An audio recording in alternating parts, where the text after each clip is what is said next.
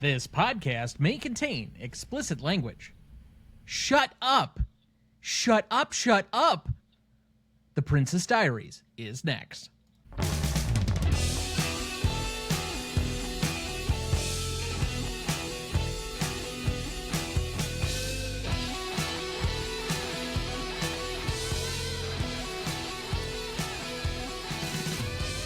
Welcome to the Greatest Movie of All Time podcast, the show that uses a unique grading style to redefine what the greatest movies are. I'm Tom Duncan. And I'm Dana Duncan. Tonight, for our 322nd episode, we discuss The Princess Diaries, celebrating its 25th anniversary.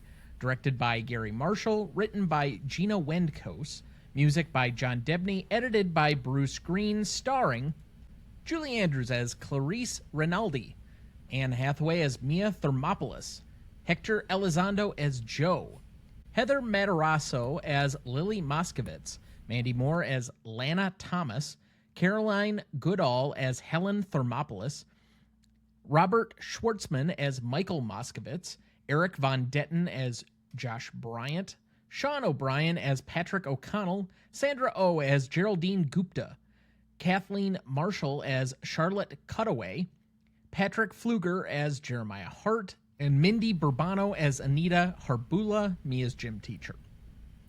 Background for the movie: The Princess Diaries was released on July 29th, 2001. On a budget of $26 million, the film would go on to gross $165.3 million to finish number 27 at the worldwide box office for the year 2001. The Princess Diaries received mostly mixed reviews, with the few positive accolades being the performances by both Hathaway and Julie Andrews. Nevertheless, a sequel was released in 2004, and a planned third movie is in development, with Hathaway set to return. Elite Daily contributor Alana Altman described the film as a bona fide fave of 90s and 2000s kids alike. Writing for the same publication, Kristen Perrone called the film an essential part of the childhoods of anyone who grew up in the early 2000s. Julie Andrews attributes the film's longevity to new generations rediscovering it approximately every 7 years. The actress believes the film continues to resonate with audiences due to its strong morals about responsibility, obligation, decency, growing up, and self-discovery. 17 magazine ranked The Princess Diaries the 10th best teen movies you can't grow up without watching. Currently holds a 49% among critics on Rotten Tomatoes, a 52 score on Metacritic, and a 3.7 out of 5 on Letterboxd.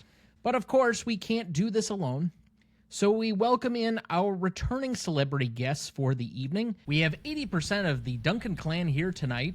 So first up, we welcome our most frequent guest, making her record 21st appearance on the show to date, my mother, the Golden Age Gourmet. Please welcome back Christine Duncan. Thanks, everyone. Glad to be back. Welcome back, welcome back. You will be with us for the next 3 weeks. Yes, I will. I'm looking forward to it. So strap in, everybody. We're going to have some consternation at hand. That being said, we also welcome in our returning other celebrity guest, making her 13th appearance on the show to date. It is the pint-sized professor of past antiquities only she cares about. Please welcome back Sarah Duncan.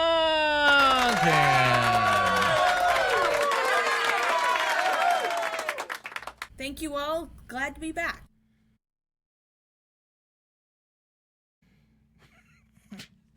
Do the hustle. Why is Mom doing the hustle? Just because I was filling time. You know. I didn't even know you knew how to do the hustle. Oh, yeah. So, I'm a child of the She 70s. does. She's a middle-aged white woman. Well, yeah, that's... and a child of the 70s. So welcome back, both of you. This is a film that I recall seeing in theaters, at least with both of my sisters. Mom seems to maintain, even though, let's face it, Mom's memory of when she watched films, how she watched films the first time is usually not particularly good. And she comes by it honestly, because her mother has the exact same problem. But listen, you maintain that you saw it with us. yes, because the three of you would not have been at the theater without me. First of all, you had A, no money, and B, no transportation. So let me just say, when I was 11, I went to a lot of movies without people. Like, you'd drop me off and then we'd go. Now, this is likely that this is the middle of summer and we went for some reason, probably because my sister saw this all over Disney Channel, which was the hottest thing every day. What was on Disney that day? But I don't know whether you saw it with us or not. I just remember seeing it in the theater and seeing it with my sisters. That's my relationship. I know I saw it with the girls. I don't remember you being there, so who knows? More likely than not, the movie theater in the summers back then actually had matinees for the children in the summer. So if you were home that day, it's probable that you took the kids and I was working. It could also be that you were working on a Saturday and we went without you. I didn't work a lot of Saturdays at that time, at least at the office. Okay. I guess I don't recall that much, but, you know, that's 25 years ago. It's a long time. Indeed. Sarah, what do you recall about the film? Watching it apparently with Mom and I, even though I don't remember Mom there and Mom doesn't remember me there. So one of us was there at least. I remember my sister.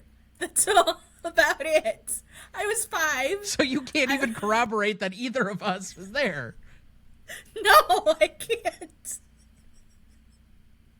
I remember watching this with my sister, and I remember we used to repeat this movie a lot when we were younger. So anybody who thinks that witnesses' memory on the stand is beyond impeachment, just listen to the last 5 minutes of this episode. Anyway, moving on.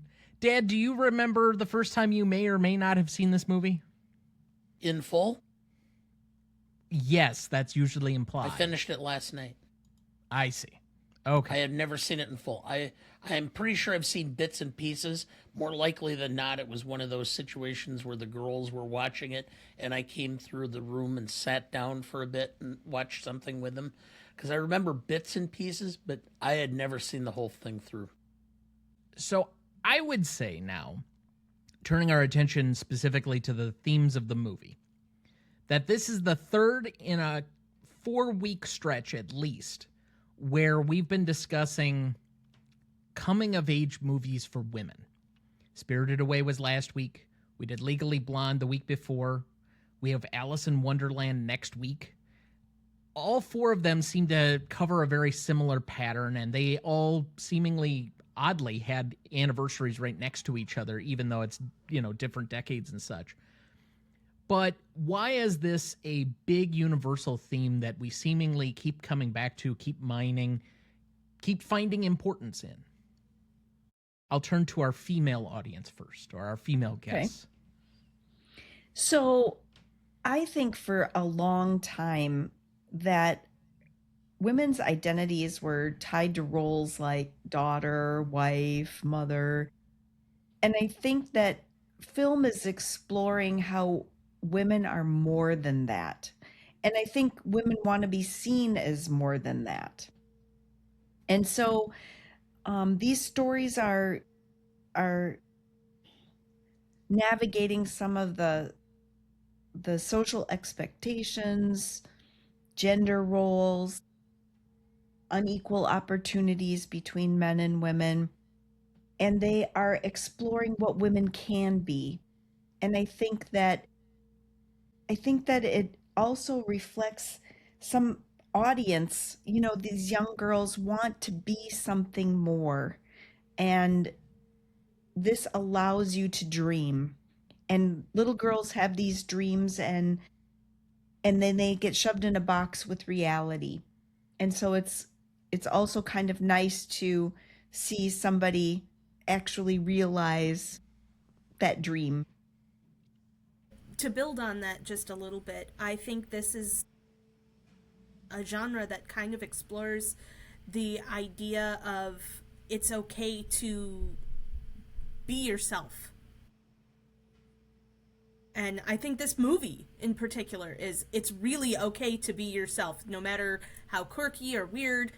And to quote a line from the movie, no one can make you feel inferior. So it's something that women come back to in order to kind of bring us to this idea that we're not too much, which is something that we're often told. My thought is that men had the first 20 centuries, so we're giving the 21st to women. Suddenly, I think movie producers and movie executives figured out that women are a market too, and so they decided to actually make films that women wanted to go and see instead of just as tag-alongs. Because they figured out, realistically, wherever you can get women to go, men will follow. True story.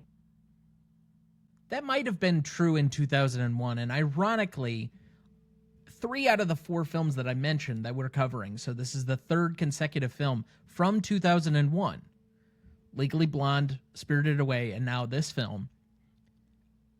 I guess that's a little bit curious that these all came out seemingly at the same time, in the same summer, aimed at roughly the same audience. I think coming of age movies have always been seen as something that's enjoyable. I think you like to see somebody achieve something or somebody grow. I mean, even if you think about Jane Eyre or Little Women, right? Those are all coming of age stories as well that have also been made into all kinds of movies. So between books and the movies, it's a traditional theme and it never grows tiresome. I think, though, one thing that we're also missing is thinking back on the area that this would have started to be produced, would have been early 2000s, late 99 even possibly. And thinking about the books, that was the girl power era. That was really the, peak of the 90s of saying women can do anything. And these movies are, I feel like, a drumbeat to that. One was Legally Blonde, in which you're saying that, this woman who was constantly doubted is capable of anything. And this one is more about this woman who's quirky and odd and just a little bit goofy, really coming into herself and saying that I'm okay with who I am, and that's still something that's important. So 3 out of the 4 of us were on a very similar episode for a Gary Marshall directed film in Pretty Woman, at which time one particular person, who shall remain nameless, took a very long time to, let's say, pontificate on the princess story that is Pretty Woman. This is much more explicitly a princess story, but why do we keep returning to that aspect of it? Is it simply that this is mythology for women, that the princess story seemingly is the fantasy, or is it something more? I think that these are not just that coming of age, but both Mia and Vivian start out maybe being overlooked or underestimated, and somebody recognizes their potential. They want to belong. They want to have something. They want to change themselves into something that people can respect. They want to be valued. And I think that in this whole, it's not just this whole princess thing, but it's just to be someone, to be felt like somebody recognizes them. Appreciates them for their talent. Right. And who they are and whether they are weird or not weird or too much, as Sarah said before, just to have belonging. The distinction that I would make is that in Pretty Woman, it's not really about Julia Roberts. It's about Richard Gere. It's about his greed and his inability to have any empathy and whatever. And it was her who pulled him into a change in his life. That's the difference. This film is about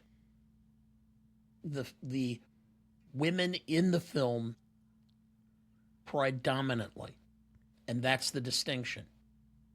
Yes, Julia Roberts evolves and she becomes more than what she thought and whatever, but ultimately it's a story about, it's not Julia Roberts who climbs the fire escape, it's Richard Gere, because he's trying to win her back because he has come to terms with how much of an ass he had been throughout his life and now wants to change.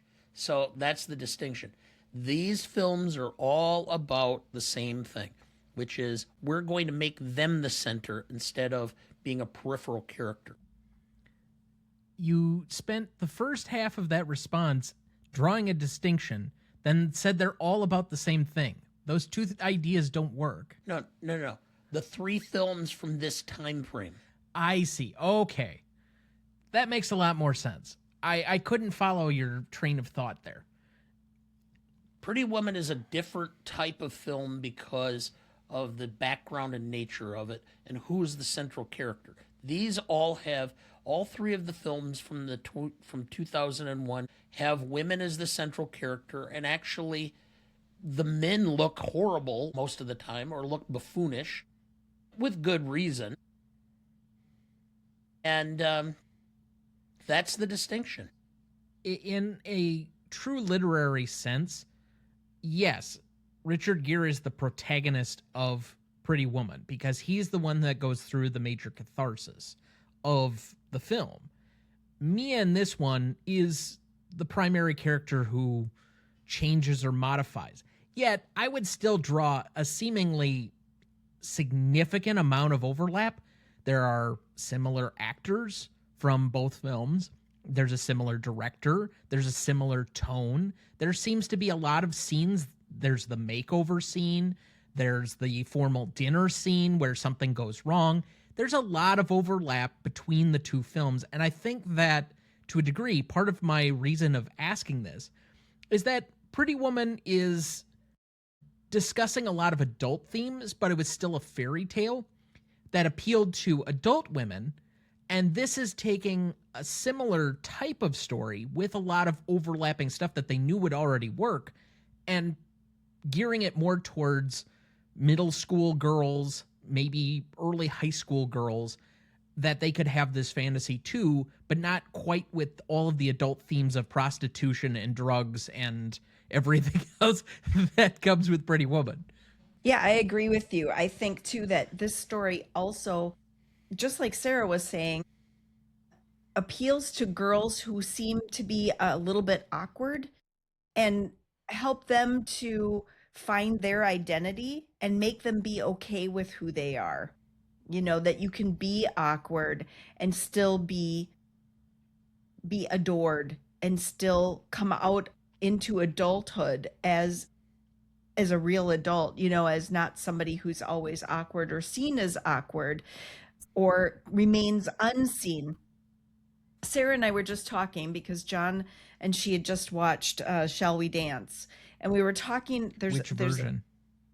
The Richard Gere Gere Okay, so the version. American remake. Okay. Yes, and we were talking about my favorite line in that, about how she's sitting at the bar with the private investigator, and she was talking about her spouse and about having somebody see your life, that the spouse was somebody who was there as a witness to your life. And I think that that same theme comes in here. It's, when I was doing some research, it was saying, you know, the makeover scene is actually misunderstood. It says it's less about beauty than about the transformation, that stories across culture, what does it say? Your stories across cultures use external changes like a new wardrobe, a new name, a magical gift to symbolize internal growth. So as they're changing, as their opinions are changing, as she's growing, as she's thinking more like the princess that her grandmother wants her to be, that's that whole transformation that takes place with that makeover. She's suddenly thinking differently and having to face adult reality. And I think one thing that most men typically miss too with a women's quote unquote makeover scene is that most women will understand you walk out with the confidence. It's not about changing the way you look, it's about changing something about the way you feel a bit too. That's an interesting point. I guess I hadn't necessarily considered it that way.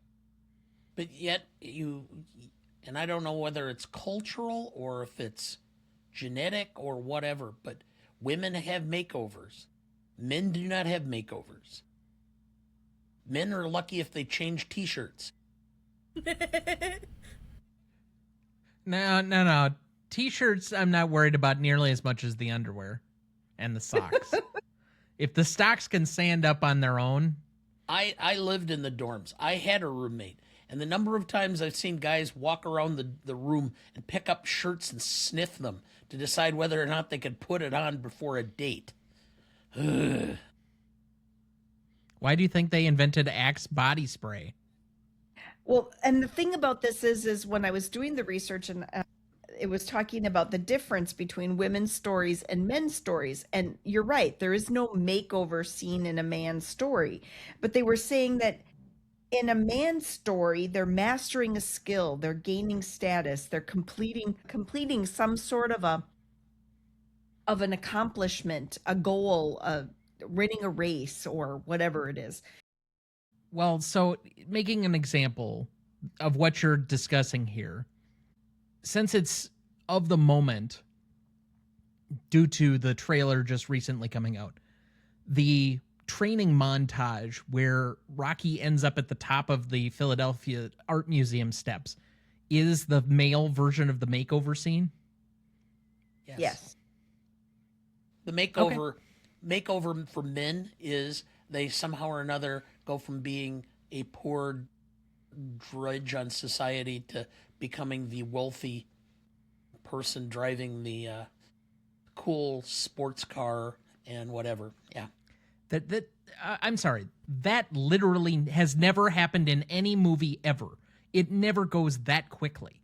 The Rocky montage is he's training, he's having trouble, then he slowly starts to increase his push-ups, then he's running, and so it's increasing incrementally, but the point at which he starts is not that far from the point at which he ends up. You don't go from being the loser in the beginning of the montage to being the guy who's driving the Porsche at the end of the montage. That may be from where you come at the beginning of the movie to the end of the movie, but not at the montage scene. That's too quick. No, but the montage for both men and women, and what I said before, has to do with confidence and feeling like you are somebody to be admired. If you make it through whatever skill you're building, whatever thing that you're working towards, for men, that shows their level of confidence. They have reached this thing that they've been working towards. And for some women, feeling better about themselves in whatever way that is, and specifically sometimes about the way you look, because people do incredibly judge us for the way we look, that has a lot to do with confidence in whatever area that these are about. To be fair, while men are shallow and do think about women and the way they look for the attraction level and dating and other things, nobody is harder on women's looks than other women themselves. I will stand... I never said that they weren't. You guys are ruthless to each other. I don't get it. I don't want any part of it. I will stand back. But, my God, I don't get that one.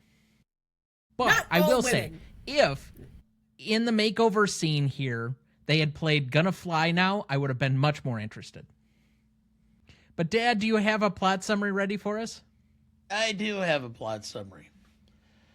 Princess Diaries, starring Anne Hathaway, Julie Andrews, and Hector Elizondo, follows Mia Thermopolis, an awkward San Francisco teenager who discovers she is heir to the throne of the fictional kingdom of Genovia.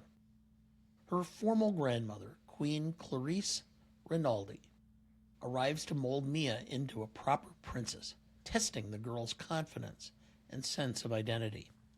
balancing royal expectations with ordinary teenage struggles, friendship, first crushes, and self-doubt. Mia gradually learns that true leadership stems from authenticity rather than appearance. Thank you. So what is the film about? I think we've just spent several minutes discussing that. Transformation. It's about coming of age. It's about acceptance and accepting of responsibility that you're born into. I put down, woman gets unknowingly thrust into a position of maturity and leadership and has to learn to meet the moment. Well said. Sometimes, occasionally, I have a gift for writing. Just maybe. Well, did you know? The scene where Mia slips and falls in the bleachers was real. Anne Hathaway had slipped on a puddle while doing the scene, and director Gary Marshall thought it was so funny, he inserted it in the final cut. You can audibly laugh. It's okay. Did you know? The picture of Mia's deceased father next to her music box is Anne Hathaway's real-life father, Gerald T. Hathaway. He also appears to be the one writing the letter to her while fishing. Wow. Also, I didn't put it in this set, but one of the 4 cats used in the movie as Fat Louie was actually her real cat. Hey. Did you know? When Mia accidentally sets the man's arm on fire, the flames were supposed to go out when he puts his arm in the ice bucket, but they didn't. Anne Hathaway actually panicked and threw the glass of water on it, which was not scripted.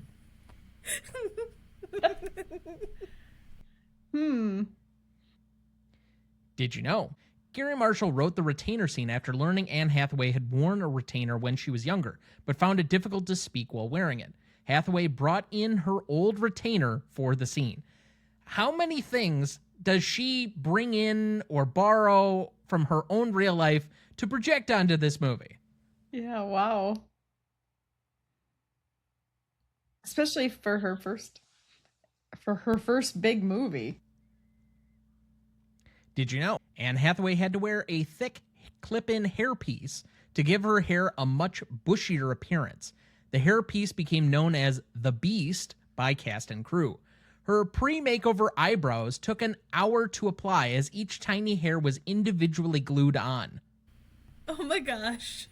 Oh, wow. Oh. I don't know if anybody deserves those eyebrows. Wow. No. And finally, did you know? One of the waiters in the dinner scene when Mia breaks the water glass says, "It happens all the time." The same actor played a waiter in Pretty Woman and said the same line when Vivian Ward, Julia Roberts, flings the snail and the waiter catches it. So there's some Gary Marshall influence for you there. I guess so. And with that, we will take our first break, and we'll be right back.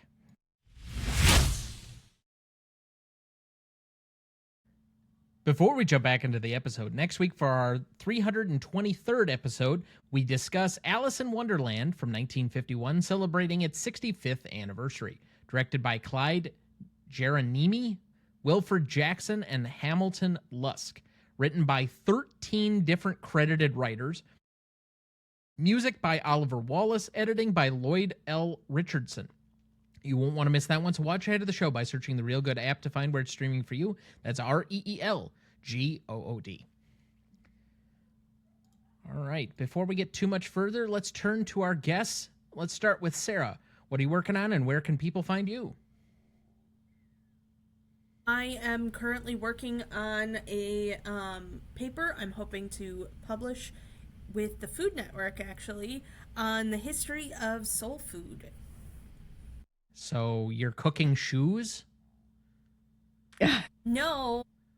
Actually, my theory is that French cooking kind of was introduced into soul food and soul cuisine in multiple ways. Obviously down in Louisiana. But also there were some prominent chefs that including Thomas Jefferson's own cook, who worked in his kitchen, who was actually a slave. It was Sally Hemings's brother, who worked in France and was trained in French kitchens. And so I am doing a deep dive into understanding food culture and understanding French influence on slave food. Okay. Something we didn't know. Good luck with that. Mom, what are you Yes. working on, and where can people find you? People can usually find me at home or at work. And I am working on trying to perfect some bread making. And I'm starting How do you to perfect bread making? practice. And I made a new sourdough. And so I Oh, am bread goo. bread goo, new bread goo, an Italian sourdough mix Is that I this the haven't tried Italian yet, one? and I wanted to yes, and that I wanted to explore. So I just finished now. I can actually use the sourdough, and so we'll be working on that. And then while I was in Switzerland, my friend made a really good Swiss bread type that I really liked the crumb on, and I wanted to try that. So I'll be making some new breads, and yeah, so that's what I'm looking forward to. Well, good luck with perfecting bread, because apparently no one's done that in thousands of years since the My Egyptians started bread. making bread. My bread. I just have gotten to the point You're, I you're don't just even like to. perfecting your own bread. So then you have a standard by which you can measure whether it's perfect? Well, now that she has the Italian sourdough, she can get into all of the pastries that are made with Italian sourdough. Again, do you have a measuring stick for perfection on bread? I hope she does so she can beat you with it. He needs a good beating. Why wouldn't you just use a rolling pin? Mine's pretty heavy. I have a marble one. We don't need to crack your head open again. She's already trying to kill off members of the family. Why not me? I mean, Members? am. As in plural? No, it's Yeah. just one. Who? you. Me. Why would I do that? I don't know. I You've don't been know, you've attempting tried for years. multiple times. Although I didn't read about a new ancient poison that they could never trace. Yeah, it's always great. I almost sent the article to Sarah, or did I send it to you? You did This send is the it most to me. disconcerting development in America these days is how much women particularly love true crime. Yes. I don't Never know what it forget is. when I worked as an archaeologist. We used to have a saying that archaeologists always know the best places to hide the body.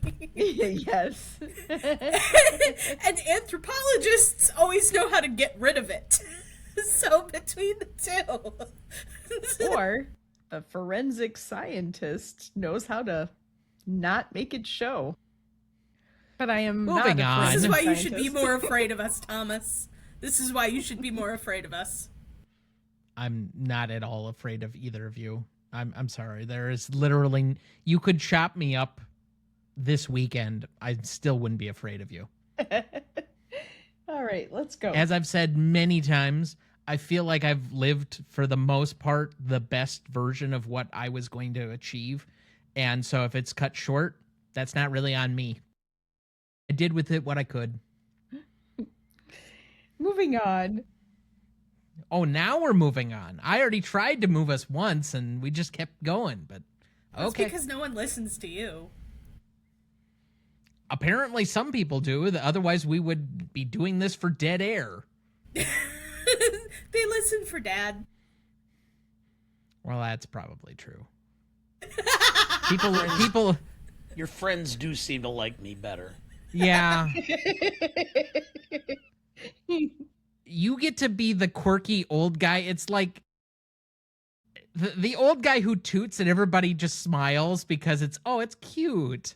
and I have to be the heavy all the time, keeping us directioned and, steering the ship in the right way. Yeah, you get to just be the fun uncle, and I got to be the heavy.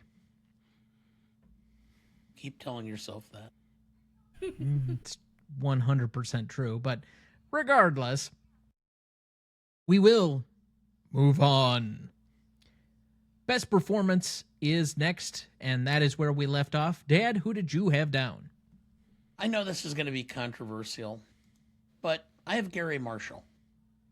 I think that this film, in somebody else's hands, does not come off as being funny or entertaining. I think Gary Marshall had one hand tied behind his back because it's a G-rated film.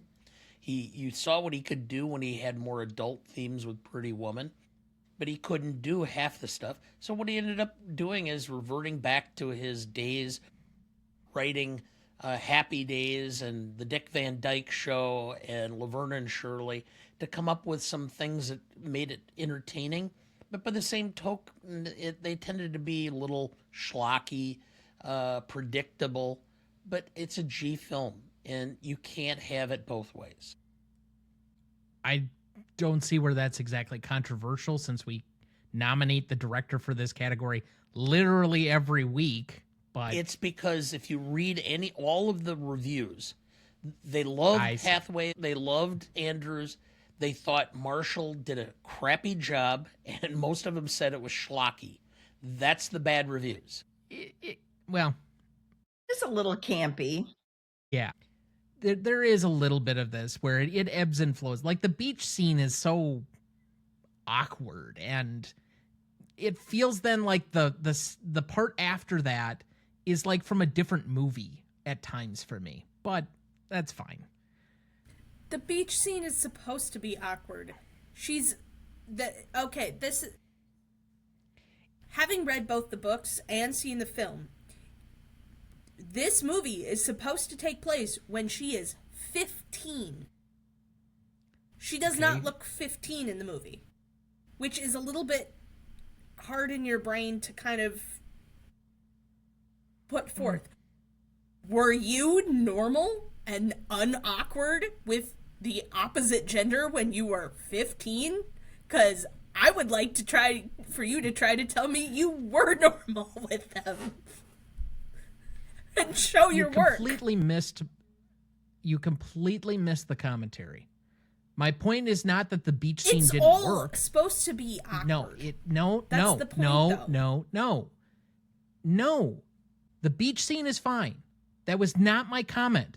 It's that immediately following it, the entire piece after that feels like it's a completely different movie. How? That scene is supposed to be this paparazzi nature thing, and they've been swarming her and whatever else, and then she gets, I don't know, torn down and belittled seemingly for stuff that wasn't really her fault, and then she has to apologize to the best friend who was just purely using her too. So I don't quite understand that, and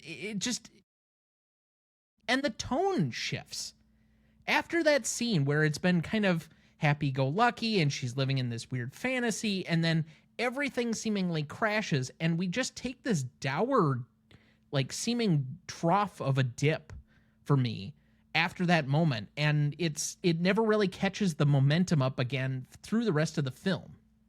But that's because you're supposed to. The point of that part of the film is that she suddenly realizes that it's not all fun and games. It's not all of these things that she's been looking at it as on the bright side of all of this. She has to deal with the bad as well as the good, and she let a lot of people down and put a bad taste in some people's mouths, and now she's got a decision to make on whether or not she actually wants to accept this as her future or not.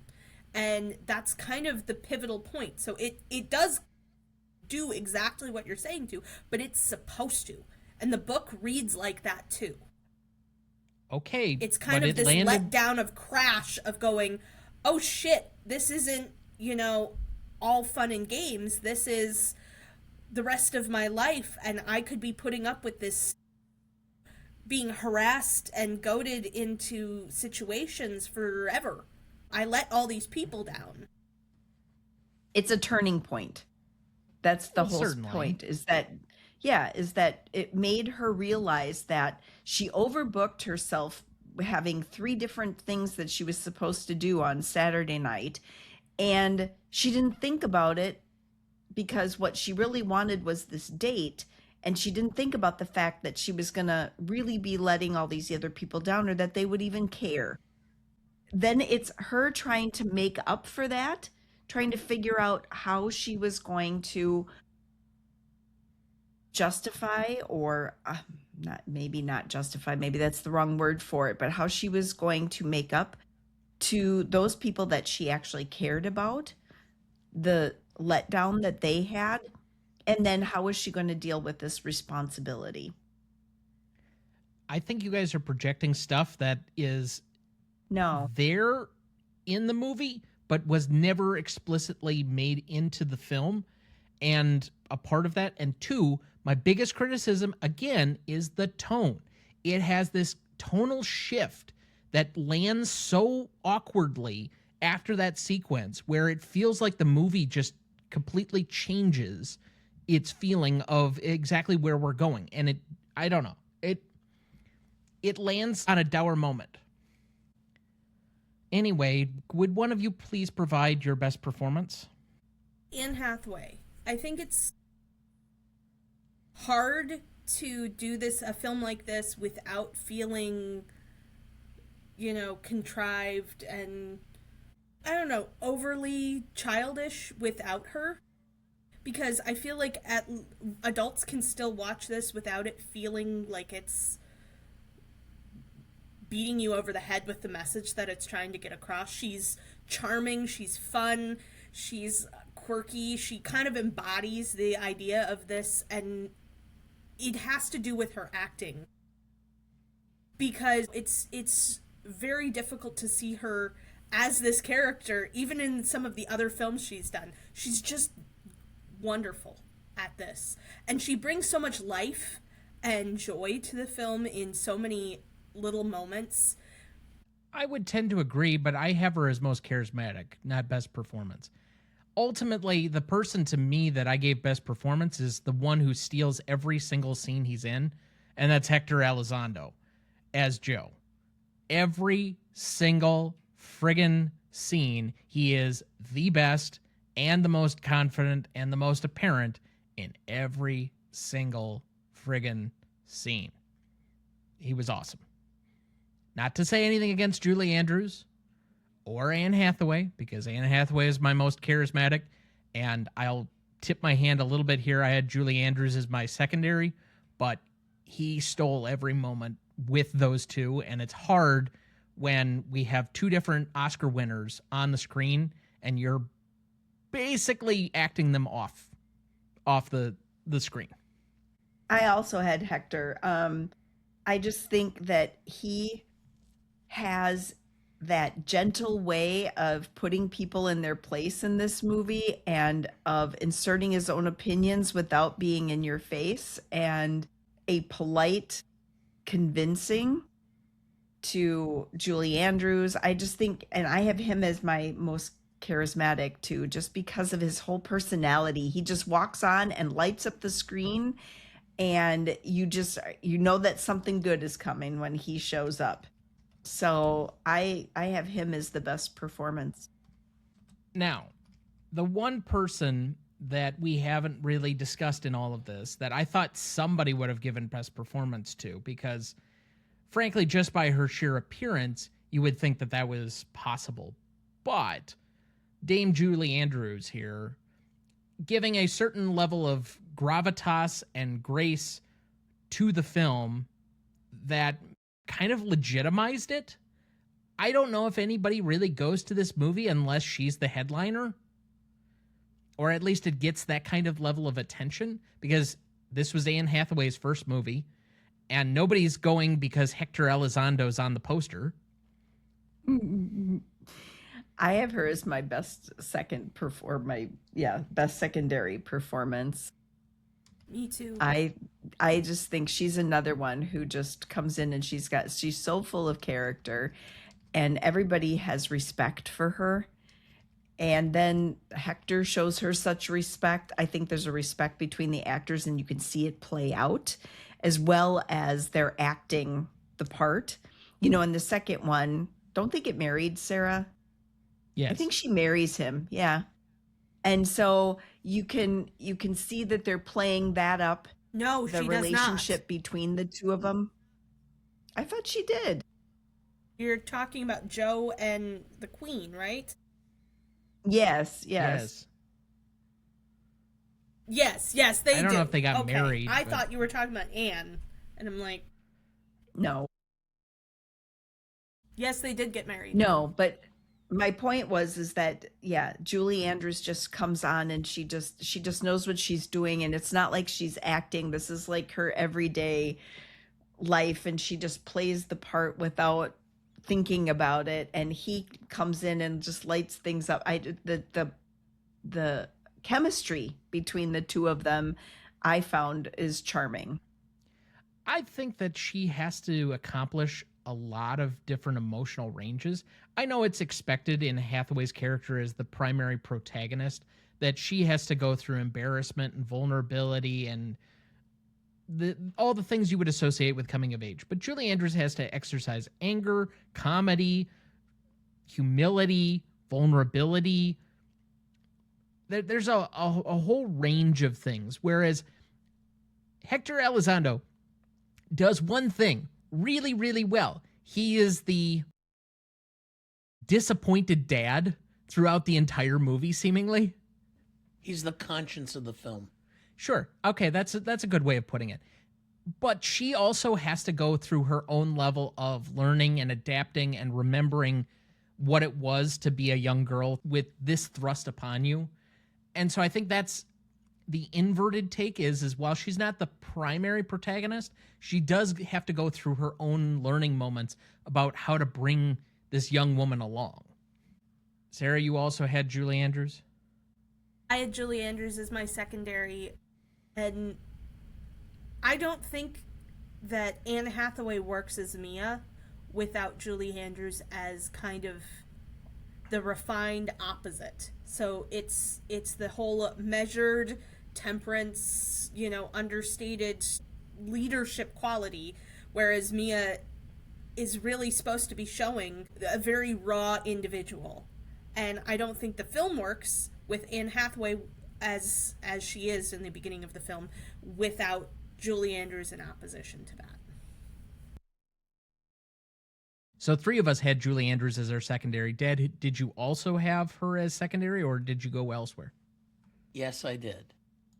While I really have always loved Hector Elizondo, from the days when he was on a sitcom back, oh boy, in the late 70s, and I saw him, he was one of my favorite actors at that time because I thought he was so good. Nevertheless, I had to do it this way. So, yes, Julie Andrews is secondary because it's frickin' Julie Andrews. She at least has to be second because she just has the gravitas. And as most charismatic, you could tell that Anne Hathaway had what it took to become a star. And that's the definition of charismatic.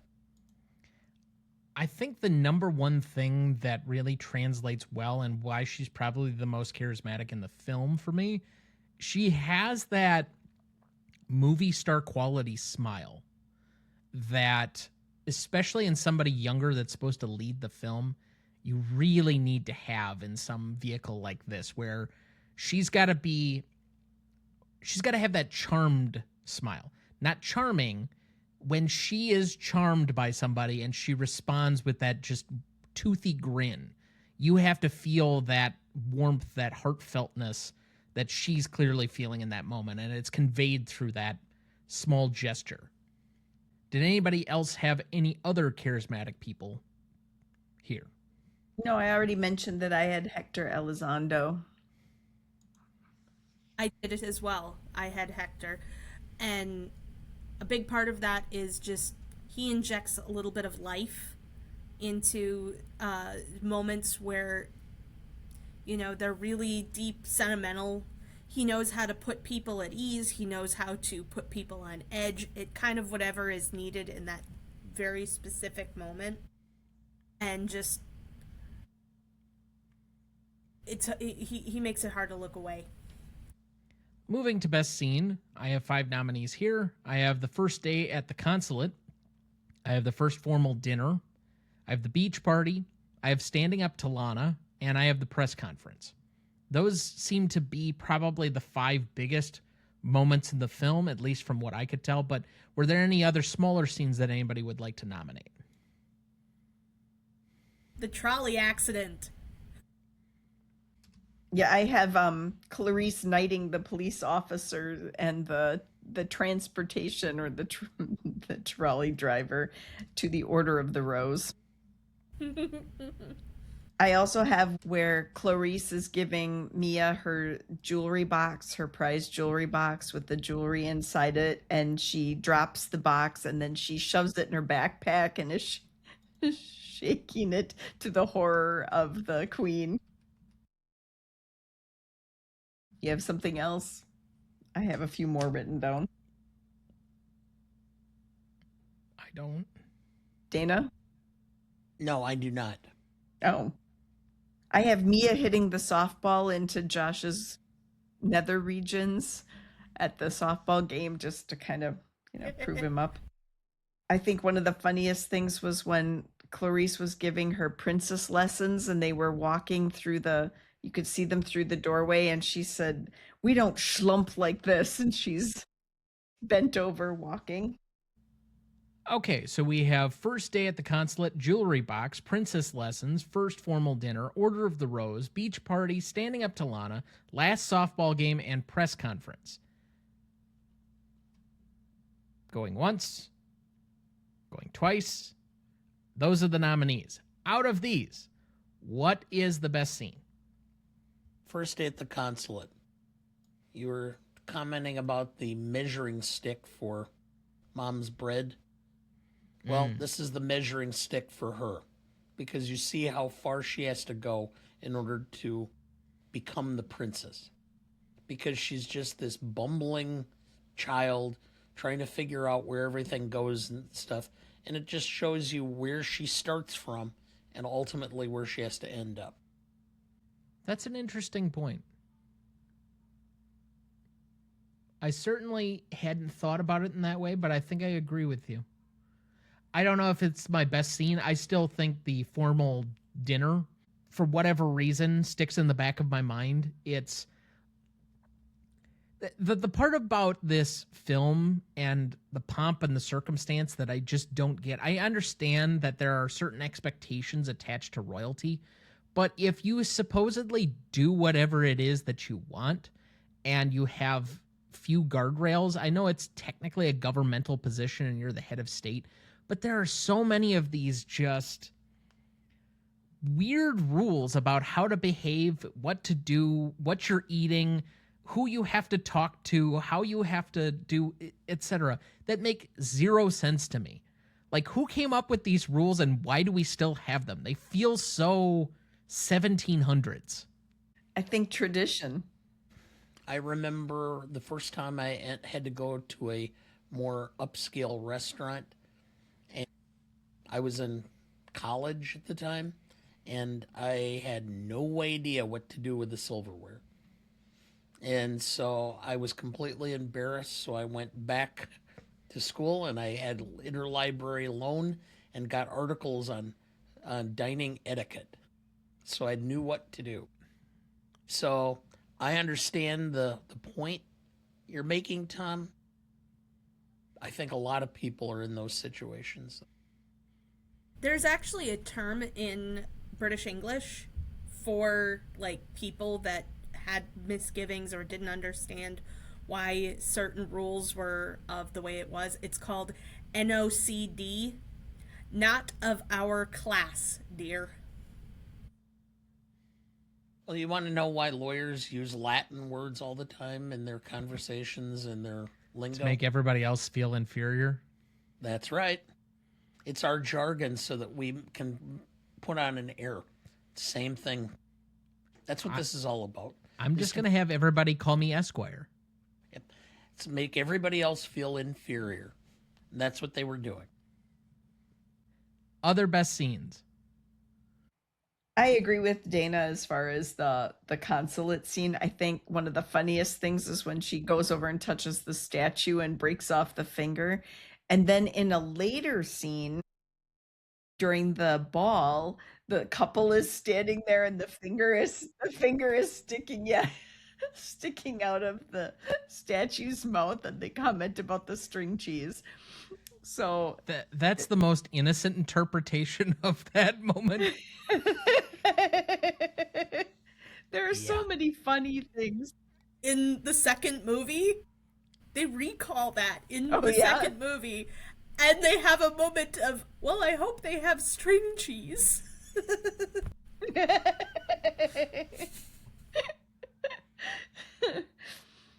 But I agree with Dana as far as it just shows, from the beginning who she was, and then she ends up in that same place at the very end of the movie, a totally changed person. So it's pivotal. Mine is definitely the press conference at the end. I mean, it's what the movie's all about, and she shows up, she's still a mess, she doesn't know what she's doing, she is terrified to make a speech, but she's working against all of that, and still has finally come to an understanding of who she is and what she wants. And she's accepted that.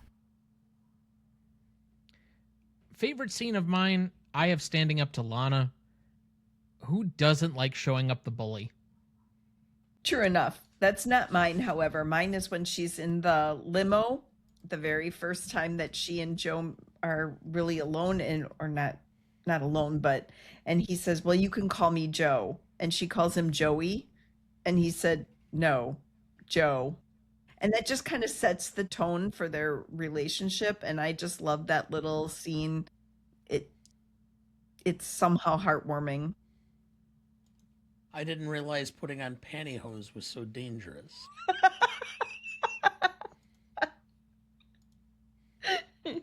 And what did I say when he made that line? I've done that. Yes, I've done that. So, yes. I can tell the story about my wearing pantyhose someday. I'll just leave that as a teaser. You can find that out on Sidebar. Yeah, it's my years as an actor. Anyone else? My favorite scene would be the trolley scene. I think that's absolutely ridiculous. It's both fun, dignified, it's got a little bit of humor in it, and it adds just a little bit of light to the relationship between Anne Hathaway and Julie Andrews' characters. For me, it is standing up to Lana. Or is it Lana? It says Lana throughout the film. Well, I think it should Lana be Lana. Fontana. I don't remember what the other girl's name was right now. I don't know, but Joe at some point in the movie goes, Anna, Falana, Banana, Bandana, Montana, or something like that. Just... They missed your joke, Dad, but that's okay. Yes.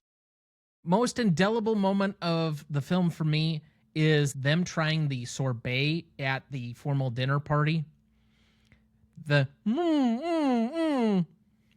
because I remember that from the commercials when this movie was, or like the trailers that were shown ahead of it to convince you to go for the movie. And for whatever reason, that was in the trailers. I had the press conference simply because it's really the climactic moment of the film. I think you can't have most indelible moment without mentioning, shut up! Yes, that was good too. That looks like a good spot for our second break. We'll be right back.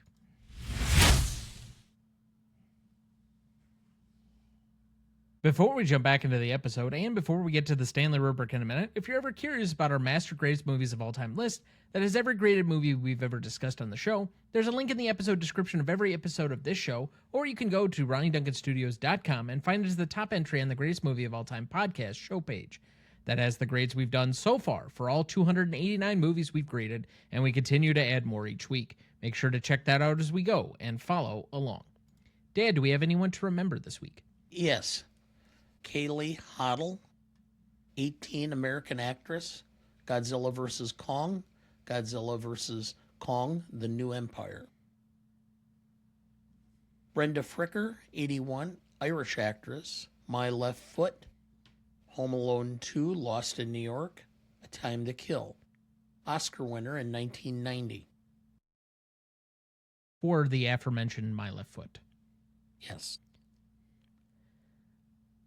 Kaylee Hoddle very tragically killed in a car accident. And for what it's worth, most people know Brenda Fricker primarily as the bird lady from Home Alone 2. Yes.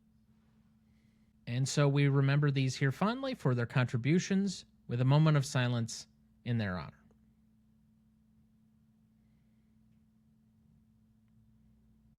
Thank you. Let's go to best lines. I will start off with Edward Rinaldi. Courage is not the absence of fear, but rather the judgment that something is more important than fear. The brave may not live forever, but the cautious do not live at all. Joe, I've never put on pantyhose before, but it sounds dangerous. Mia, hey Joe, can we park a block away from school? I really don't want to cause a riot with this hearse. Joe, this is a non-riot hearse, and if it were a hearse, there would be silence in the back seat.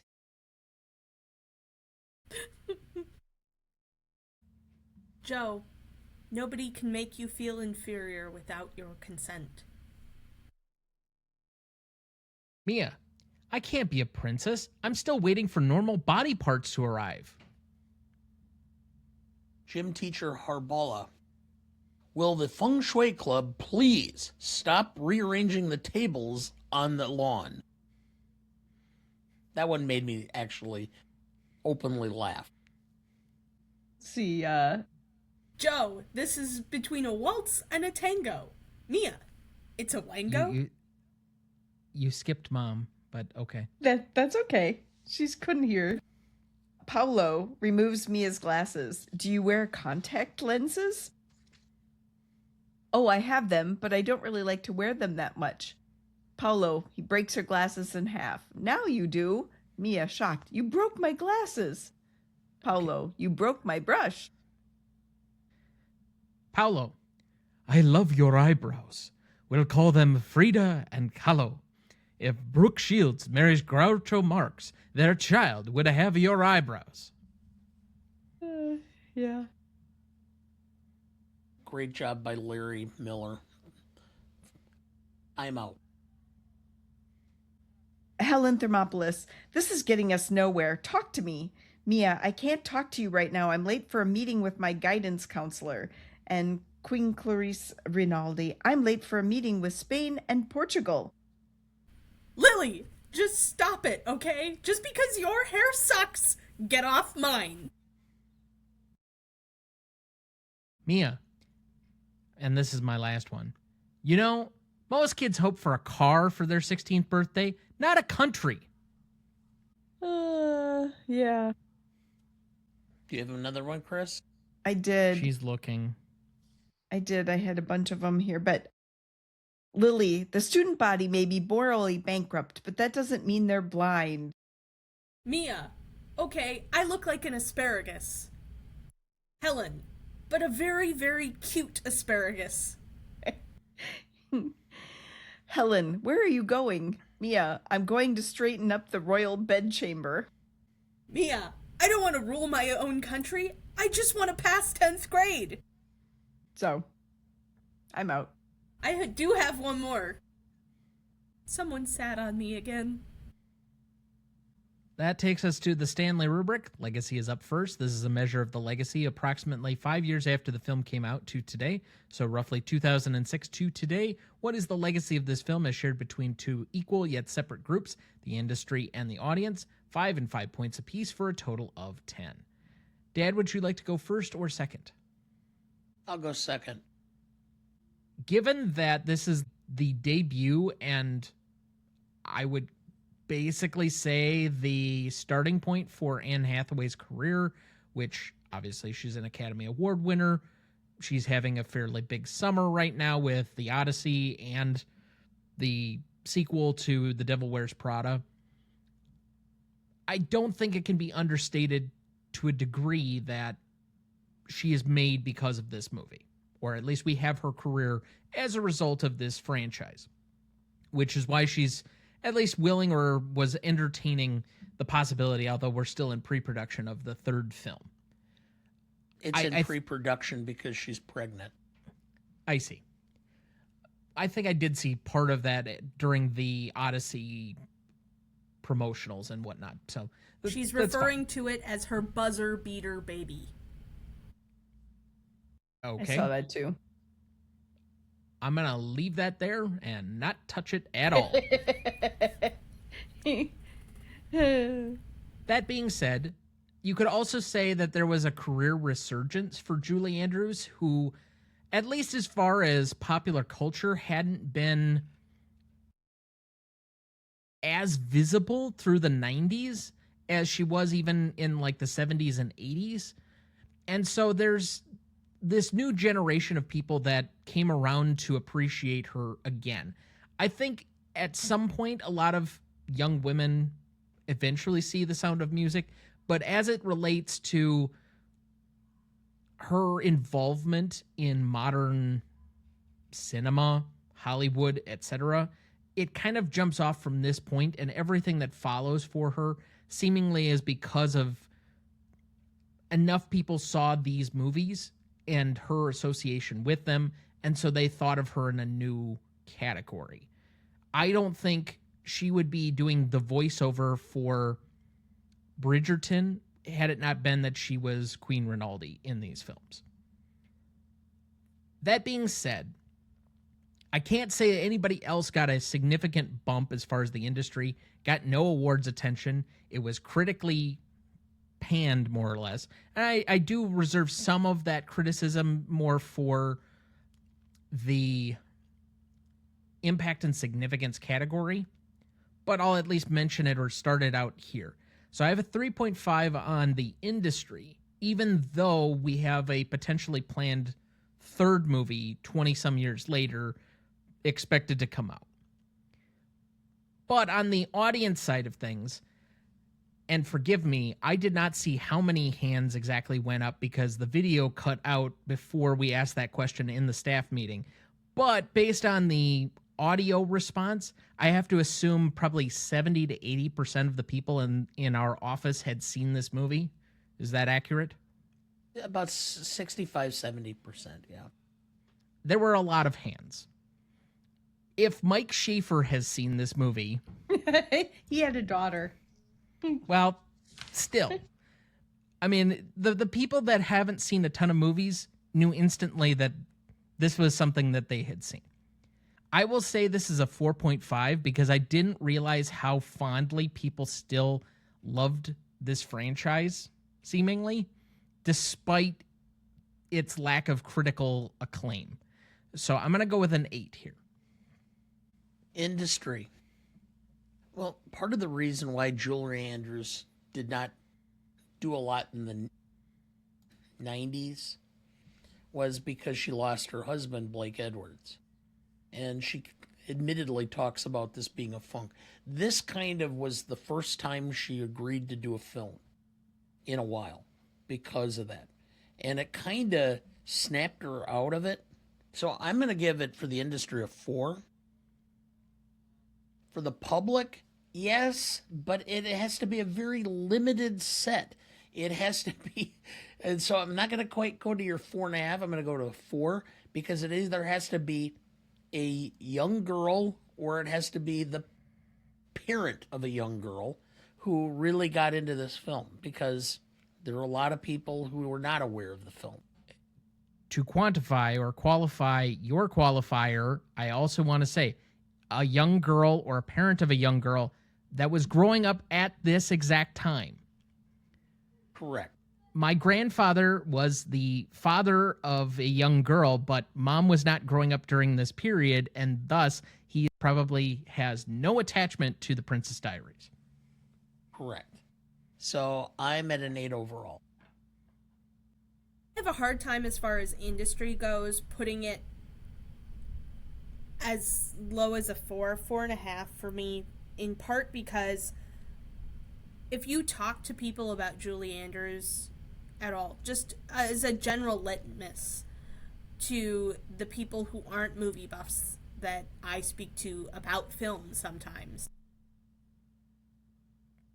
this is the movie that they know Julie Andrews from.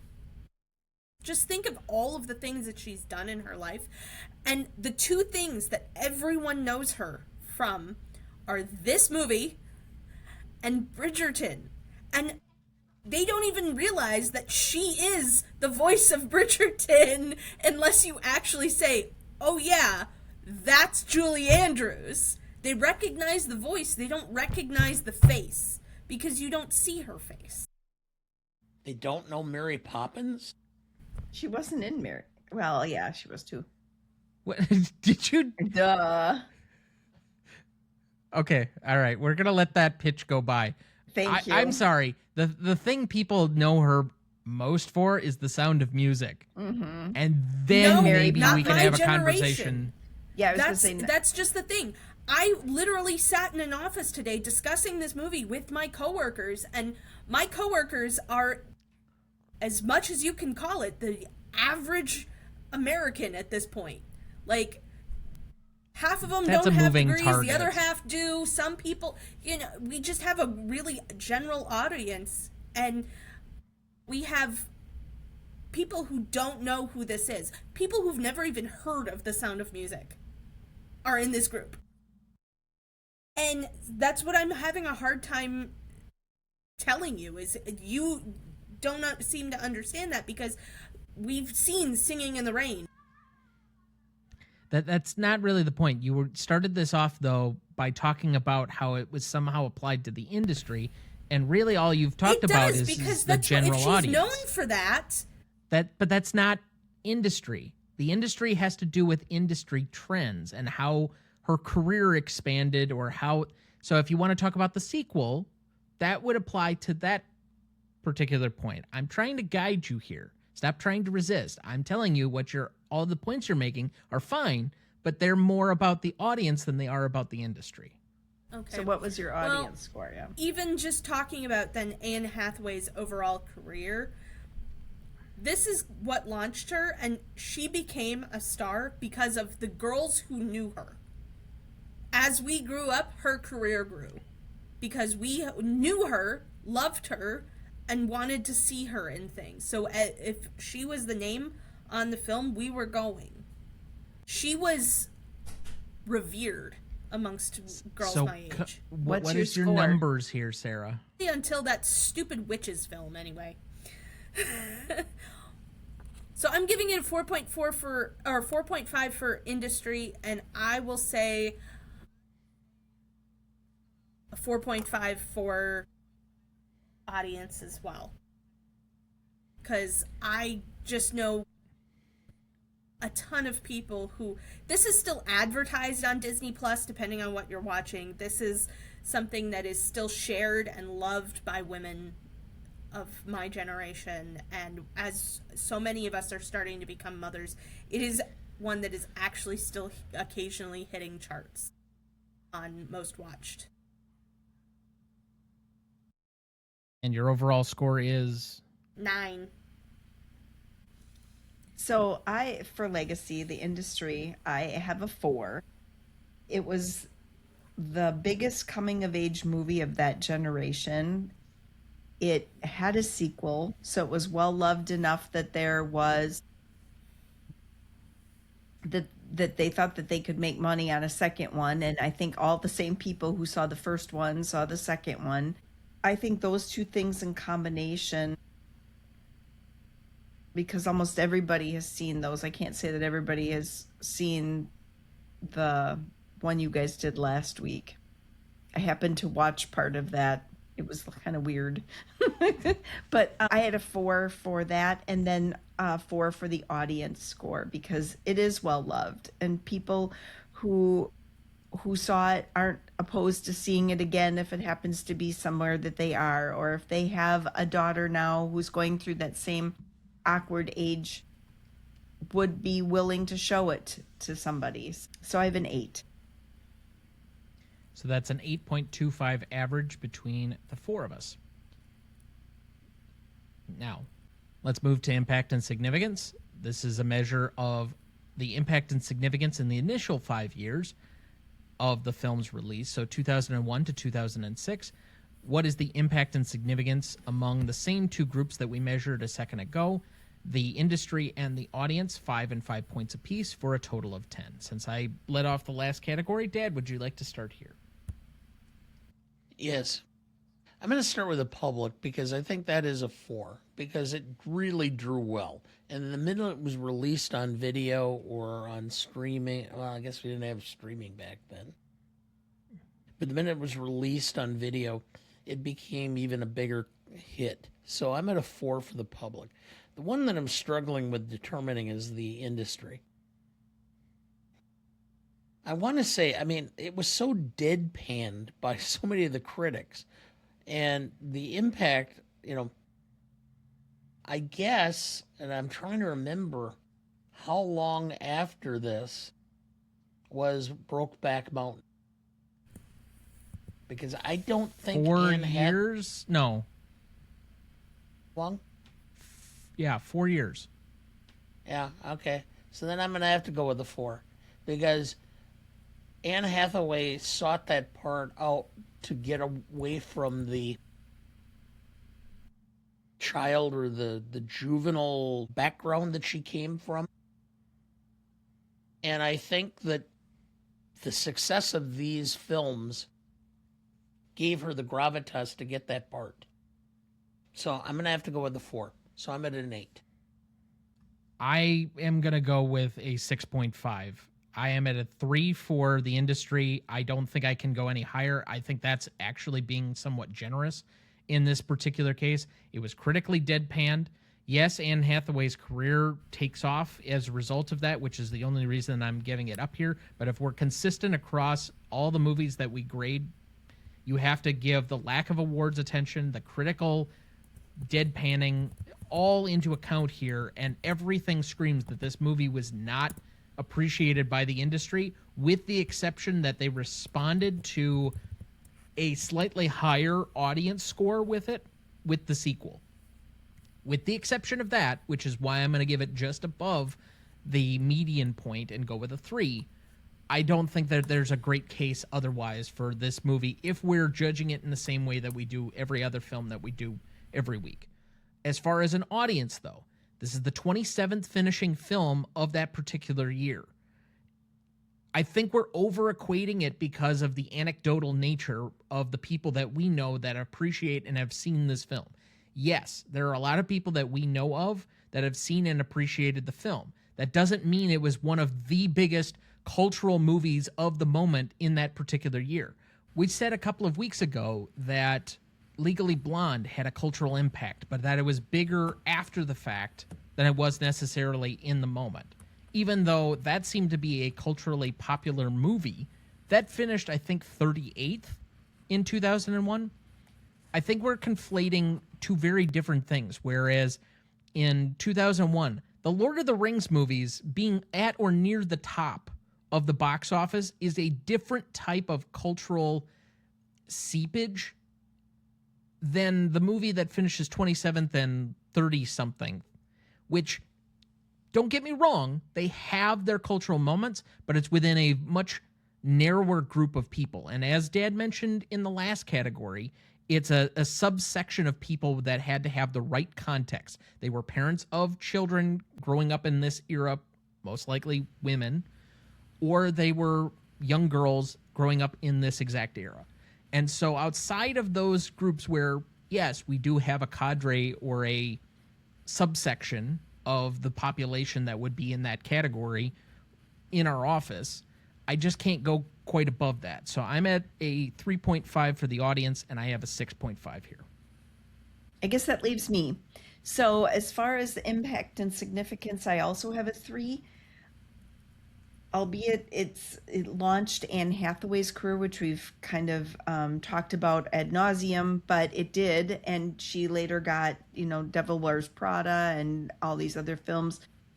So for her, it was incredibly impactful, but she has been in Hollywood now for 25 years and done amazing things. We were just talking during the break about the film Odyssey, the Odyssey that came out, and how she was in there. And I did do a little research, and apparently this film also revived Disney's live action success, because apparently in the late 90s they had some real mixed results. With this becoming such a hit, they found that they still had a strong audience for those kinds of things. So it kind of relaunched into they did the, not Sleeping Beauty, what did they do? Snow White, but anyway, so they did some other big films that they felt with all the Disney princesses and all their live action films. So I know that, and it also modernized the fairy tale of the little girls becoming princesses. And so I gave it a 3. As far as the audience is concerned, I agree with Tom with everything that he said. I don't think I need to repeat any. I had a 4, so I had a total of 7. For impact and significance, I had a 7. I really don't remember when I was 5. I don't know what the impact would have been in the industry far beyond what you guys have said. As far as significance, I have a hard time knocking it down any. In fact, I would build it up by the fact that a lot of the women that I know who are having kids, are starting to have kids, still revisit this movie. This is something that they've introduced their daughters and their children to as well, because it is a fun movie that they both can enjoy, and it's a little bit of a nostalgia, and right now in the era that we're in, we're having a bit of a nostalgia recurrence. So that's a 7.13 average between the 4 of us. Let's move to novelty. Novelty is a measure of anything original about the film, as well as the execution in the film itself. Any element of the film is fair game. 5 and 5 points apiece for a total of 10. I guess I'll start here. I don't find this movie to be all that original. It's kind of wish fulfillment. It's fairy tale-esque. I'm not even going to knock it for necessarily being on a book, based on a book. But I just don't find that this is all that unusual than some other Hollywood tropes or stories that we've been telling, other than it shifts a little bit more to being female-centric. I think movies like, Richie Rich was kind of in this capacity. Rookie of the Year, where the kid becomes like this all-star baseball player, is kind of in the same vein, where a kid gets thrust into this unknown situation where it's a fantasy per se. But in this case, it's just aimed more towards an audience of women. So I'm going to give it a 1.5 there. And as far as the execution, I had my issues with the script. I have my issues with the tone changes. I do think that for at least the jokes and some of the humor, it holds up pretty well for a 25-year-old film. So I'll give it some level of credit for that. I don't think that stylistically it's anything significant. I mean, the cinematography here it's fine. Most of the peripheral characters are fine. And you have some very good lead acting performances, particularly by the 3 that we nominated for basically everything in Andrews, Elizondo, and Hathaway.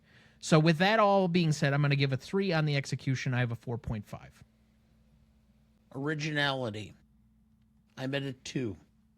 It's Roman Holiday in reverse. Not to mention Prince and the Pauper. I could go on, all right? So it's a 2 for originality. I know that I gave high marks and found Gary Marshall extremely. This is not his best film. I mean, Gary Marshall had done some really good films, but Gary Marshall carried this film. I don't think, from a quality, yes, it's endearing and fun and people. It's not a real great film for execution. So best I can do is a 2.5. So I'm at a 4.5 overall.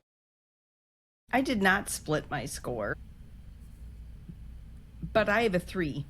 I think that while entertaining, and it was meant for entertainment and to be cute, and there was a little bit of an underlying social theme with the bullying and, you know, some of all of that kind of thing. It's really a rags to riches and a coming of age story, which has been a common theme in books and in movies throughout time. And so as far as novelty, I didn't find it that great. I mean, it's a wonderful film, don't get me wrong, but novel it is not. I mean, you could even argue that it has elements of, which is the Dickens novel where he inherits great wealth? Is it Great Expectations? Or is it David Copperfield? Not sure. Well, there's elements of that. You could also say it's at least one half of Prince and the Pauper, which is the Twain book, that has elements of that in here as well. So it's not unfamiliar, which is why I think it ended up being as popular as it was, is it repackaged certain Hollywood tropes. Gave it a 4. It has classic, more modern elements to it. It's not a new idea. We're still mining old tropes, old ideas, but it does have a slightly newer take on it. I did not think Dad and I would be the highest in this category on this movie. But that's a 4 average between the 4 of us. Let's move to classicness. This is a measure of how well the film has aged over time. So over the last 25 years, how well has this movie aged or not? Now, with that, we start at a baseline of a 6 instead of the normal midpoint of the 5, just because we felt at one time that it was going to be easier to take points off for things aging poorly, because let's face it, most things do not age well over time. There are so many different examples that we could point to. But because this category therefore lives in the nuance, we turn to our senior graying nuance correspondent, Dana. I'm not graying, I'm white. So You are very white, yes. So starting at the 6. Okay. I'll give it a point up for the themes of teenage girls and focus on those on that area and that element of society. I will give it a half a point up because the humor holds up, although it's basically 60s and 70s sitcom humor, which I grew up with that, so yes, it holds up. How is it that in 2001, with Walt Disney, or the Disney Company, we only have one real black individual? We have Margaret Cho is the only... No. Who Sandra else? Oh. Oh, yeah, that's not right. Margaret Cho. Okay. Yes, Sandra Oh. All right, is the Asian. We have 2 people of color in this entire film. I understand that the gym teacher... It's a prep school in San Francisco and then a Western European royalty country. How many different diversity people did you expect in this movie? Well, at least they would have tried to put somebody in. So I the best I can do is 7. Okay. I mean, you could maybe claim that her gym teacher is like Latina, but I that doesn't even really bother me because of the targeting of women in the audience for this movie and the amount of women that are at the forefront of the movie. With Joe being primarily the only real male influence. I mean, yes, there's Josh and there's the other, her brother, I can't remember. Is it Michael? Michael. Yeah. Those are kind of like bystander characters. But you're also missing her teacher that her mom hooks up with.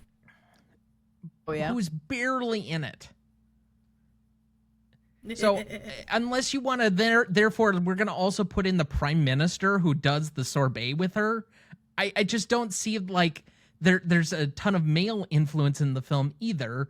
It's just a lot of white women. But if you really wanted a racial diversity, you have two different people named Moskowitz. At least you got the Jewish vote. That being said, I give this a +1 for timelessness and universality. I have no points down, and I give it a half point for holding up well on some of the humor and the cuteness and the fun. So I'm going to go with a 7.5. I had a straight 8.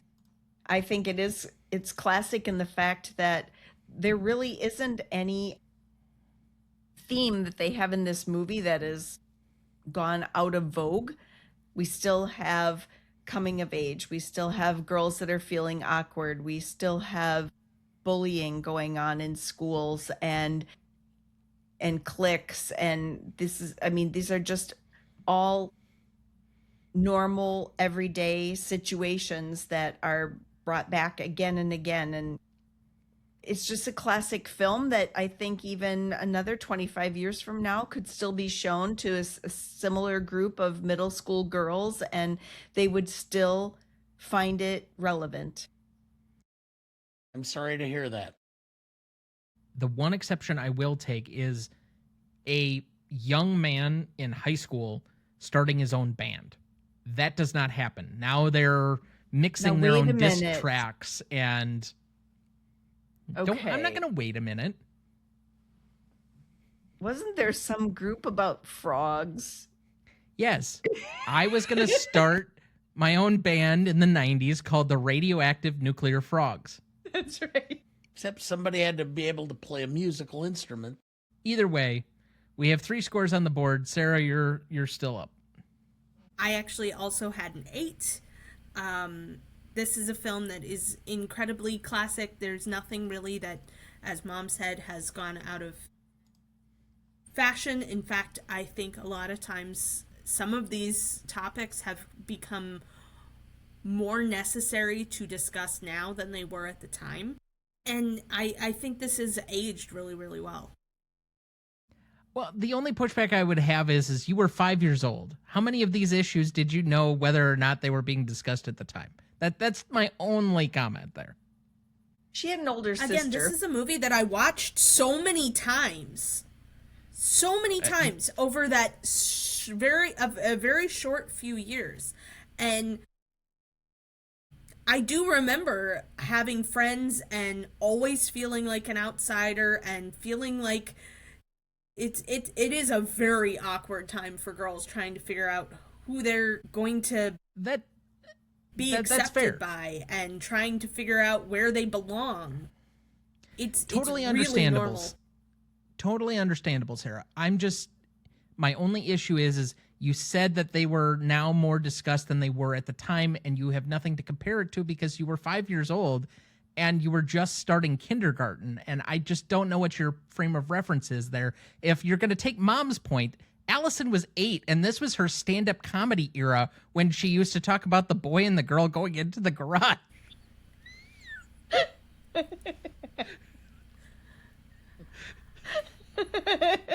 She's not here to defend herself. Let's not talk about her. No, I was thinking the same thing.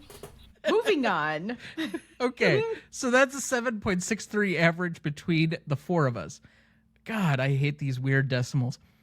Rewatchability is last up. This is a measure of insert your own subjective test here, and we will start with our guess.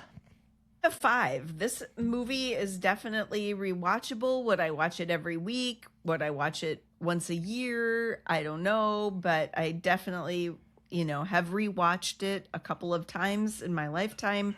So 5. Are you sure? I'm positive. Well, seeming that I've watched this twice in the last month, once in preparation for this, and once actually with my, as we call it, craft group, where we literally just all sit around watching a movie while we knit or sew or whatever. I would say this is highly rewatchable, and I have been the litmus test on that, because I have rewatched this a ton of times in my life, including with my sister in the last 2 years. So, I'm going to give it a 9, because it's still a fun watch. If I see it on, I'm going to keep it on. So, Dad, this now being your first time seeing the film in full, what is the likelihood that you will ever rewatch this? If the ladies would want to watch it, I'll watch it.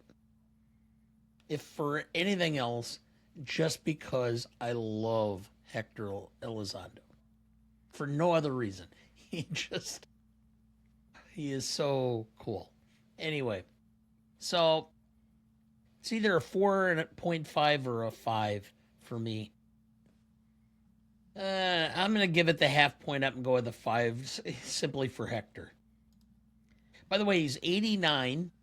He's still apparently doing stuff because he's did apparently a voice or a cartoon voice last year. So he's still active. Good for him. I'm going to say that I'm at a 6 here. I know we have 2 5s and a 9 on the board, but the point to be made is not that it's first-time watchers, but rather re-watchers. So the people that have already seen this movie, how likely are they to rewatch it? I think that's just slightly higher. It's not going to be the kind of go-to film that's like in your favorite repertoire, but I think people have a fond remembrance of it. And mothers growing up and then introducing their daughters to it, I think there is some element of that. So I'm going to move it up just slightly above the median and say a 6. And so that's a 6.25 average between the 4 of us. For audience score on this one, we had a 6.4 rating on IMDb, as we've now had to adopt that in lieu of Google getting rid of their user scores. And we had a 68% for Rotten Tomato users, giving us a 6.6. So to repeat the categories, we had an 8.25 for legacy, a 7.13 for impact and significance, a 4 for novelty, a 7.63 for classicness, a 6.25 for rewatchability, and a 6.6 for audience score, giving us a final total of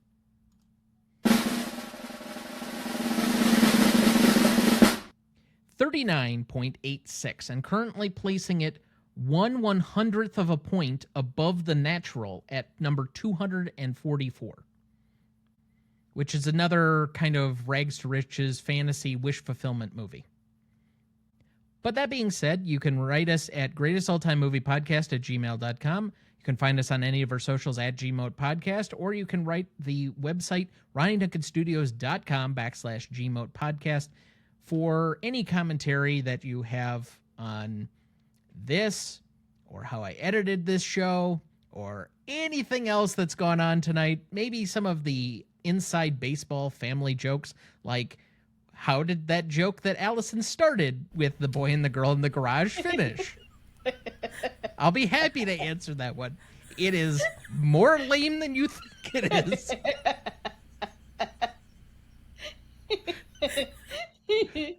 Oh, yeah.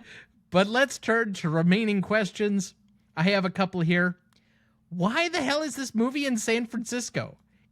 I can understand if she's living in San Francisco for a little bit, but why would then the entire rest of the movie happen there? And why is the Genovian government, like the prime minister and all these representatives and random people, coming to San Francisco where there's a consulate, not even the embassy, the consulate, to have these like weird dinner parties and the formal ball? Wouldn't that theoretically have been in Genovia? Not necessarily. She was coming to convince her granddaughter that she should come back with her to take her rightful place.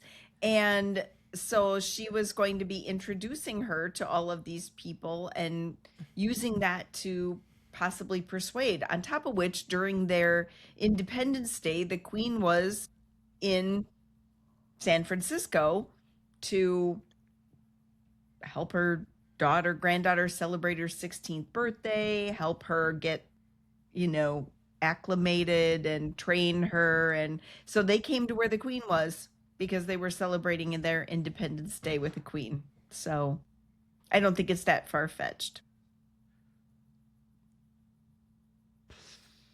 Okay. It flies against every form of international politics that I'm aware of, but that's fine. I guess I don't know. My second one. Why is Mia still friends with Lily? Why not? Stuff happening. She is the worst best friend. I don't know about that. And why did she need to apologize? Because she promised Lily she'd be on her show on Saturday night, and she was upstaged by Josh. So yes, she had to apologize to her and eat her words. You don't lose your friends just because you're changing positions. Lily is... Also, you don't understand how women work. Sometimes you just that's for damn certain. Back. I don't want to know.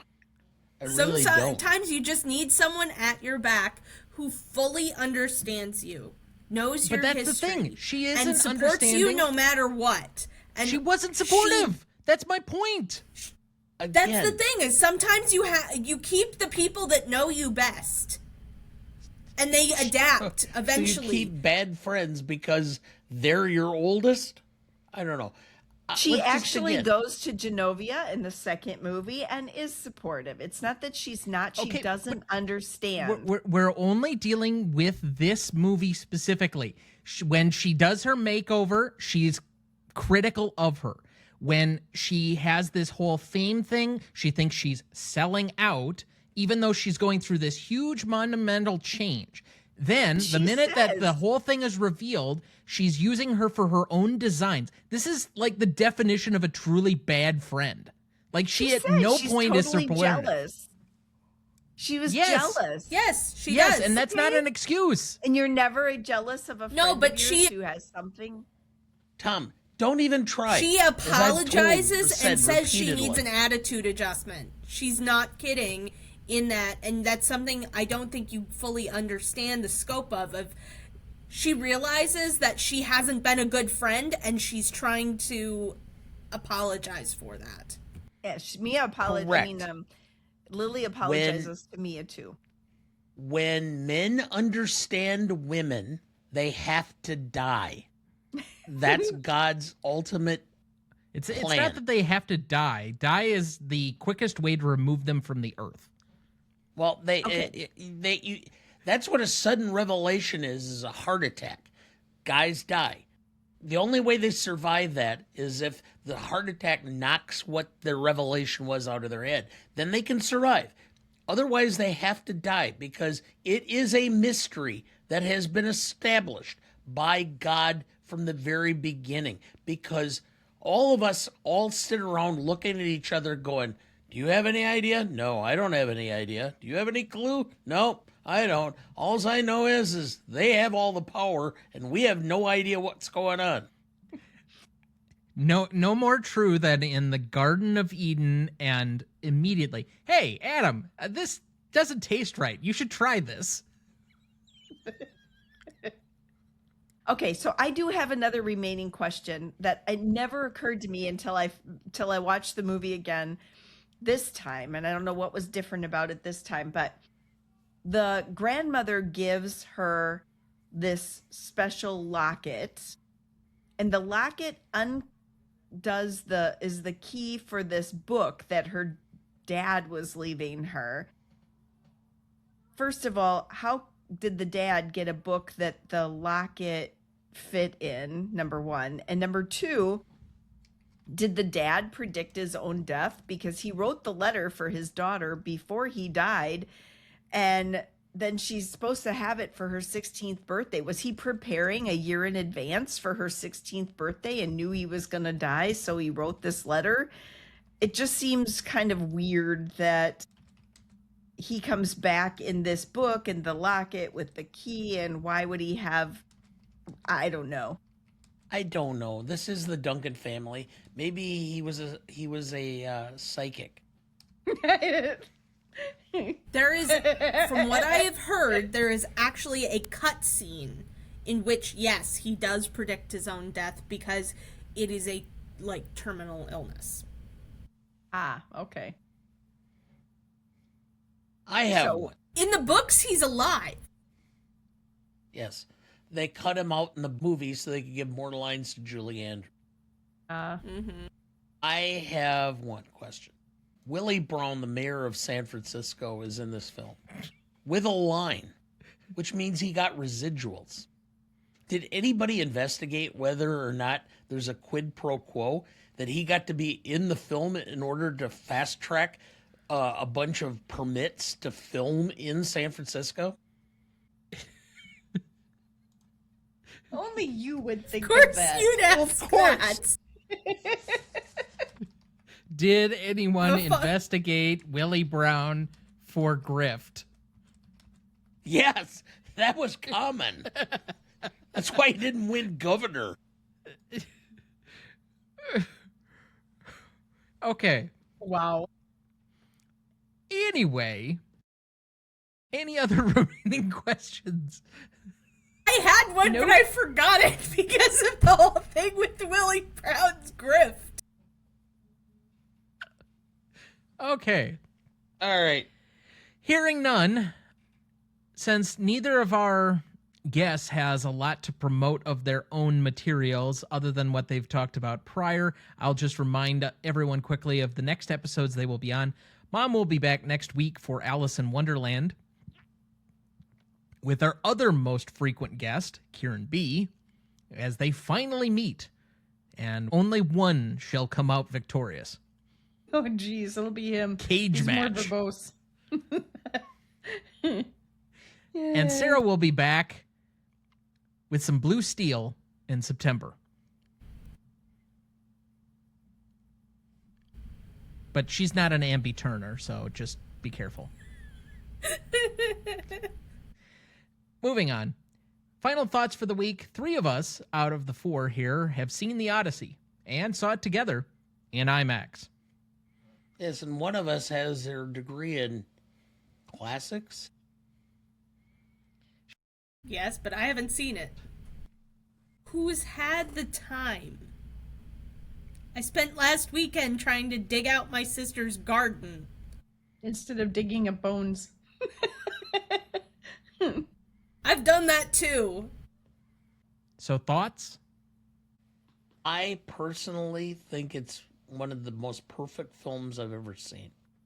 The acting, the writing, there were slow moments, but it's the Odyssey. It's not like it's, the greatest thing.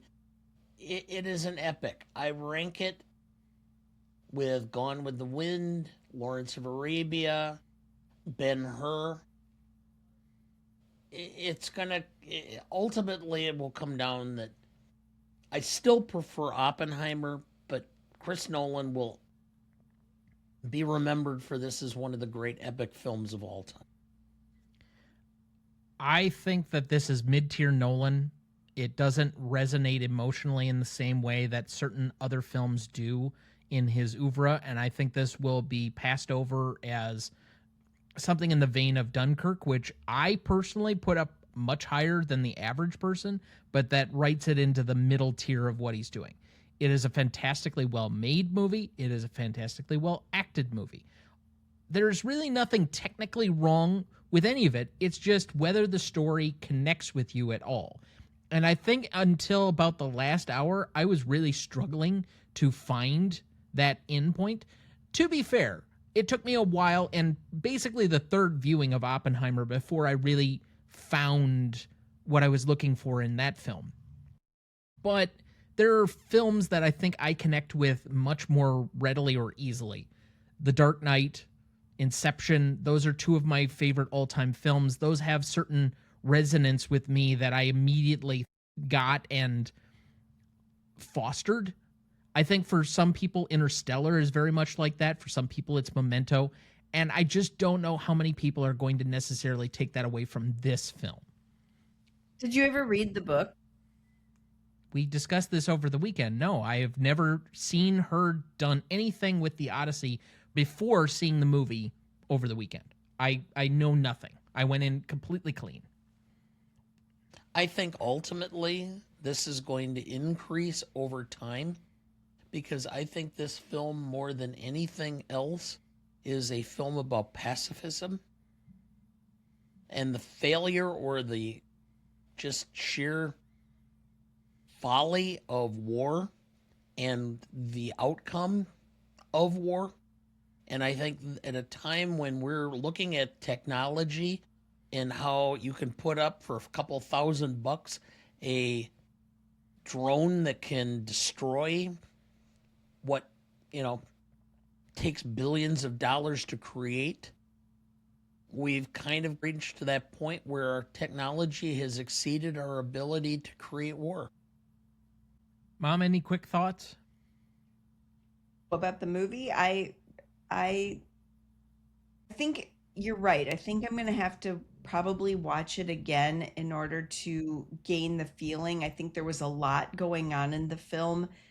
It's been a long time since I read the book, so trying to remember the story at the same time I was trying to watch the film.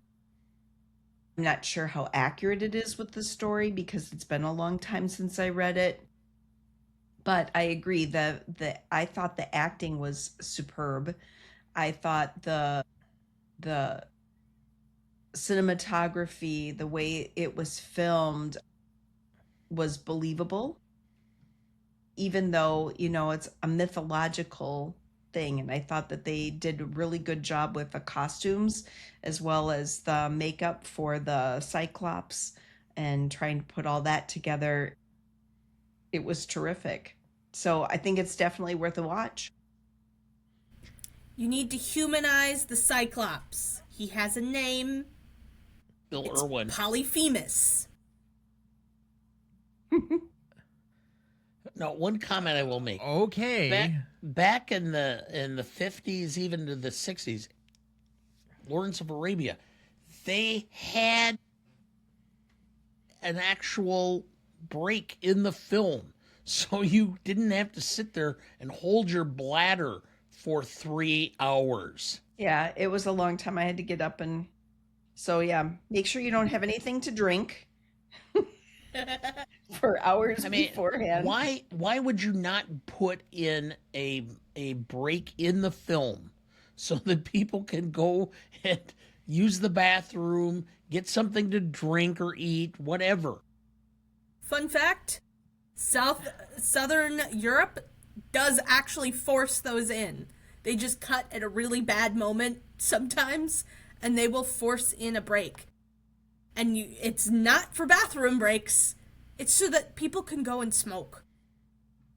I'll just say, 3 of us have now given our review of the film. The 4th one, who has yet to see it, I can already tell you what their review is going to be. This was historically inaccurate, this was historically inaccurate, and thus it took me completely out of the film. No, I don't think so. She knows that's all No. fantasy. Except that was her review of Gladiator. Okay, but Gladiator's not necessarily like a We fantasy were watching movie. it This together is like- during the film. It wasn't my actual review of the film. I was just noticing crap, and there was a certain times where, something was so obviously and blatantly inaccurate where it's just like, this could have been so easy to fix kind of shit. You have to learn how to adjust, because when I watched Pressure, I was noticing several problems with this story as far as historical accuracy of D-Day, but whatever. It's like me watching any legal drama anymore. Yeah. Hey, you got that from your dad before you even started law school. Okay.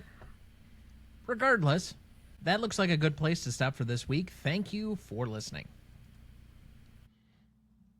I do wish we could chat longer, but I'm having an old friend for dinner. Next week, for our 323rd episode, we discuss Alice in Wonderland from 1951, celebrating its 65th anniversary. Directed by Clyde Geronimi, Wilfred Jackson, and Hamilton Lusky. Written by 13 different credited writers. Music by Oliver Wallace. Edited by Lloyd L. Richardson. You won't want to miss that one, so watch ahead of the show by searching the Real Good app to find where it's streaming for you. That's REELGOOD. Please like, follow, rate, and review, or whatever on whichever platform you have so that more can join in our fun. You can also email the show at RonnieDuncanStudios.com or at GreatestAllTimeMoviePodcast@gmail.com, or find us on YouTube, Instagram, Twitter, Letterboxd, Blue Sky, Threads, or TikTok at the handle @GMOPodcast. Greatest Movie of All Time is a production of Ronnie Duncan Studios. Our show is mixed, edited, and written by Thomas Duncan. Our music is thanks to Purple Planet Music. Our distributor is Captivate FM. Our technical provider is Riverside FM.